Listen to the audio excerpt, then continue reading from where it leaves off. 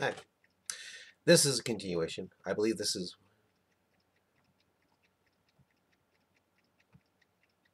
part 6. That's part 6. Okay. Yeah, part 6 coming up here. Yeah. Okay.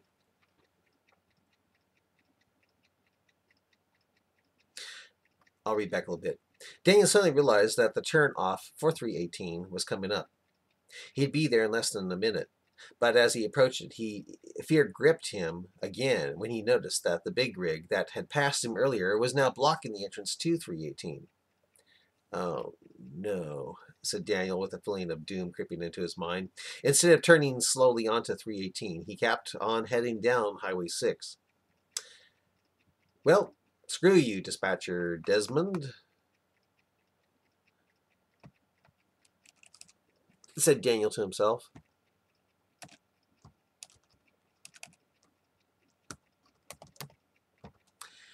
Realizing the fury he was going to get from Desmond,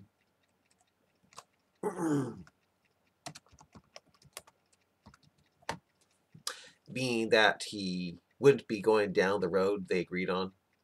As Daniel passed by the big rig, he saw someone in the passenger seat smiling wildly, pointing a gun at him. The pickup stopped by the big rig, and the two got out. Instead of getting into the cab, they all got onto the catwalk. They totally left the pickup right in the middle of Highway 6 with no lights on, creating quite a hazard. Smoke shot up out of the rig as it started moving. I sure hope that truck has a load and isn't deadheading, said a shaky Daniel to himself. Daniel floored pedal to the metal again. No longer did he fear getting pulled over by a cop. Now, as a matter of fact, no longer did he fear getting pulled over by a cop. As a matter of fact, he now welcomed such an outcome, hoping that the cop pulling him over would help fight off his would-be killers.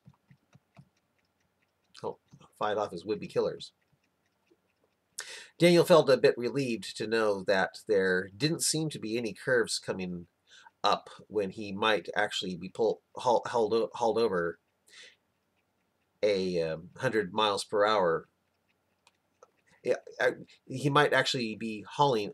Yeah, Daniel felt a bit relieved to know that there didn't seem to be any curves coming up when he might actually be hauling over 100 miles per hour soon.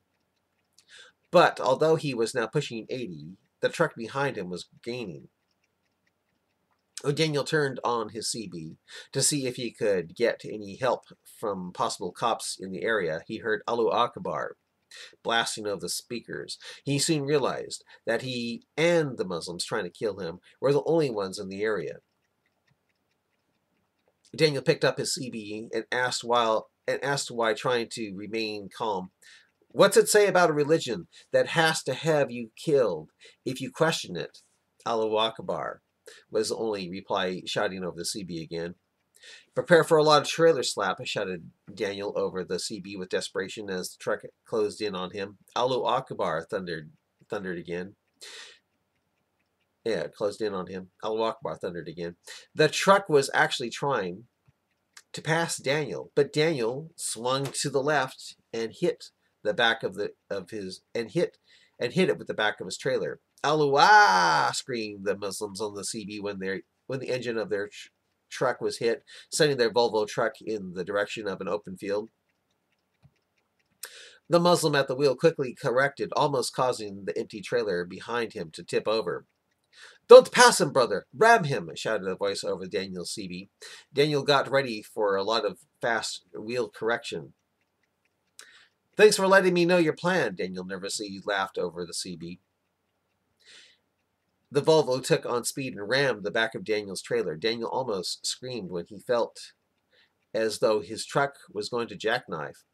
Daniel suddenly got an idea when he noticed that the snow was starting to stick on the road. I sure hope the kingpin doesn't snap off with this, he told himself. Knowing that the speed he was at was deadly if he were to jackknife from another strike, he decided to apply the brakes, but waited for the Volvo to try to ram him again. Get ready for fancy wheel correction, Daniel told himself. The Volvo took on speed again for another ram. Another cry of Allahu Akbar was heard, shouted on the CB in Daniel's cab. Now, Daniel shouted with fury, and he not only slammed on the brake pedal, but he did the unthinkable, yanking out not only the red knob to the trailer brakes, but the yellow knob to the trailer brakes as well, stopping his rig suddenly on the road. The Volvo blasted into the back of his trailer as if hitting a giant block of steel, skidding on the road, shattering the whole fiberglass covering of the engine and nearly jackknifing both trucks. So strong was the collision, the radiator crumpled, sending a lot of blinding steam up that frightened the driver. So strong was the crash that Daniel's entire cab shook violently as he was thrown toward the windshield and blasted back into his seat when the truck behind him struck.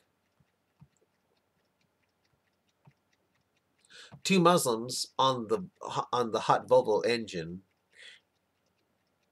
Two Muslims found themselves on the hot Volvo engine after being flung through the windshield of the pursuing rig. They were dazed and cut, but didn't care how hot the engine was, for they grabbed at anything on the engine in the hopes to keep from slipping off and being crushed under the wheels of the still-moving rig. So strong was the collision that both drivers were fighting to keep control after nearly jackknifing together. The only thing that kept Daniel's truck moving was the snow building up on the road. With that, the Muslim-occupied truck screeched to a halt.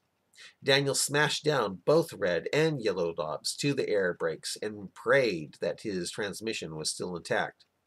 He heard stories of completely ruined transmissions after doing something like that on even lower speeds. Never had he even dared entertain doing something like that, especially at the speed he was traveling. Surprisingly, the wheels of the rig began to move again. His transmission seemed fine. As Daniel got his rig up into higher gears, he did notice that the transmission no longer hummed like it did before, but it was still doing its job. Daniel also heard the sound of gunshots in the background. Back in the truck under control of the Muslims, the driver at the wheel said as his fellows got back into the cab, "I don't know about you, brothers, but we shouldn't have let him pass us. There's no way we can get at him." The young-looking Muslim who mimed throat-cutting and taking shots at Daniel said, "We'll have to shut down soon. But, Brother Omar, ahead has plan B if he fails at getting that device from him. I say we find a place to ditch this truck and wait for the van to pick us up." The young-looking Muslim looked about and asked, "No one has taken off their gloves, right?" All the Muslims in the truck agreed. "I'm bleeding," said the Muslim who tried to jump onto the catwalk. "Look for blood. We can't have any DNA evidence in here as well," said the young-looking Muslim. Back in Daniel's truck, Daniel noticed more tail lights coming into view. It was the van that passed him earlier at a high rate of speed. Now it was traveling at 50 miles per hour. Daniel didn't know for sure if it was more Muslims or a driver being cautious due to snow buildup. Daniel signaled and was about to pass it up, but the van pulled over into the lane to keep him from passing and started putting on its brakes. "Oh, no you don't," shouted Daniel with anger replacing fear. "Not this time you don't." Daniel rammed the back of the van, knocking it spinning off the road. "Take that, you Allah who Egberts." Yeah, Allah who Egberts. There, I said it. I said it, and I meant it. You Allah who Egbert. And you Aloha snack bars, you. Daniel started laughing. Suddenly, the van was parallel to Daniel with a machine gun. Suddenly, the van was parallel to Daniel, and a machine gun was seen pointing at Daniel's window. No, shouted Daniel, ditching to the side while quickly swinging his wheel to the left and right. So fast did Daniel turn the wheel that his trailer would have tipped over if the van wasn't there to accidentally stop it. Instead of tipping over, Daniel struck the top of the van, shattering out the glass and almost caving in the roof. Yes, shouted Daniel wildly when he saw the van spinning around again. It ended up facing in the opposite direction. But Daniel,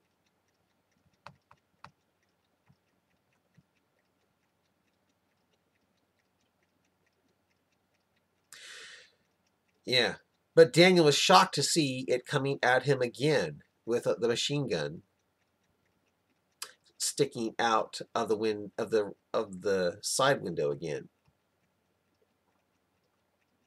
Again with a side window again. Daniel noticed that his 357 was now on the floor by his feet. He picked it up. He picked it up, hit the button to automatically roll down the window, and suddenly saw his driver's side mirror disintegrate as machine gun bullets struck it.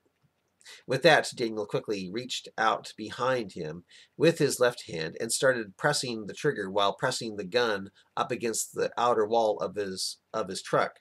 Although the Magnum was pressed upside down against the outside of Daniel's truck in an effort to keep from getting hit with machine gun bullets. Its bullets being launched from the chambers was so loud that after the third shot, Daniel's left ear was ringing. After that third shot, the van screeched to a halt.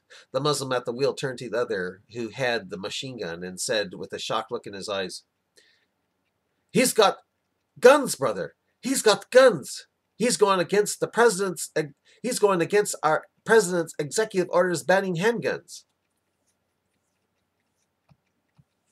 And the remaining brake lights on Daniel's trailer disappeared in the distance with a somewhat relieved Daniel at the wheel. And that's the end of the story Allahu Akbar in the novel I wrote. I think I'll do the flash drive.